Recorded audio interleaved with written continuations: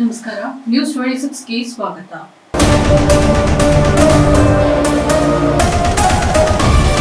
ಯಶ್ ಫ್ಯಾನ್ಸ್ಗೆ good news. KGF 3 ಬಗ್ಗೆ ಪ್ರಶಾಂತ್ ನೀಲ್ ನೀಡಿದ್ರು ಬಿಗ್ ಅಪ್ಡೇಟ್. ಕೆಜಿಎಫ್ ಚಿತ್ರ ಕನ್ನಡದಲ್ಲಿ ಮಾತ್ರವಲ್ಲ, ಇಡೀ ಭಾರತದಲ್ಲಿ ಸದ್ದು ಮಾಡಿತ್ತು.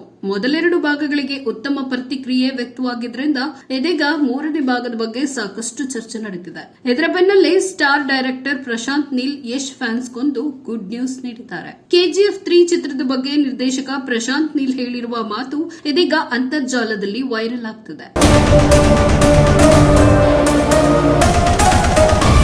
ಕೆಜಿಎಫ್ನ ಮೊದಲ ಭಾಗವು 2018ರಲ್ಲಿ ಬಿಡುಗಡೆಯಾಗಿತ್ತು. ಮೊದಲ ಭಾಗದ ಯಶಸ್ಸಿನ ನಂತರ ನಿರ್ದೇಶಕ ಪ್ರಶಾಂತ್ ನೀಲ್ ಎರಡನೇ ಭಾಗವನ್ನ ಪ್ರಶಾಂತ್ ನೆಕ್ಸ್ಟ್ ಲೆವೆಲ್ನಲ್ಲಿ ತೋರಿಸಿದ್ರು. 2022ರಲ್ಲಿ ಬಿಡುಗಡೆಯಾದ ಕೆಜಿಎಫ್ 2 ಬಾಕ್ಸ್ ಆಫೀಸ್ನಲ್ಲಿ ₹1,200 ಕೋಟಿಗಳಿಂದಲೂ ಹೆಚ್ಚು ಕಲೆಕ್ಷನ್ ಮಾಡುವುದರ ಮೂಲಕ ಮಾಸ್ ಹಿಟ್ ಆಗಿತ್ತು. ಪ್ಯಾನ್ ಇಂಡಿಯಾ ಸಿನಿಮಾ ಆಗಿ ಕೂಡ ಹೊರಹೊಮ್ಮಿತ್ತು. ಕೆಜಿಎಫ್ 2 ರಲ್ಲಿ ಯಶ್, ಸಂಜಯ್ ದತ್, ರವೀನಾ ಟಂಡನ್ ಮತ್ತು ಶ್ರೀನಿಧಿ ಶೆಟ್ಟಿ ಪ್ರಮುಖ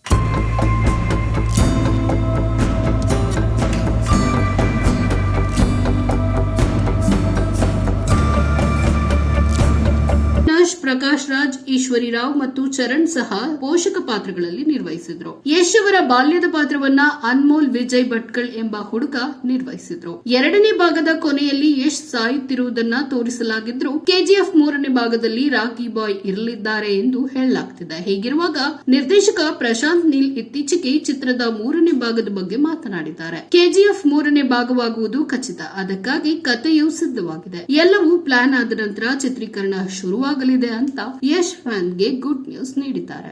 ಇದಾಗಿತ್ತು ಇವತ್ತಿನ ಅಪ್ಡೇಟ್ಸ್. ಇನ್ನಷ್ಟು ಸುದ್ದಿಗಾಗಿ ನೋಡ್ತಾ ಇರಿ ನ್ಯೂಸ್ 26 ಕನ್ನಡ.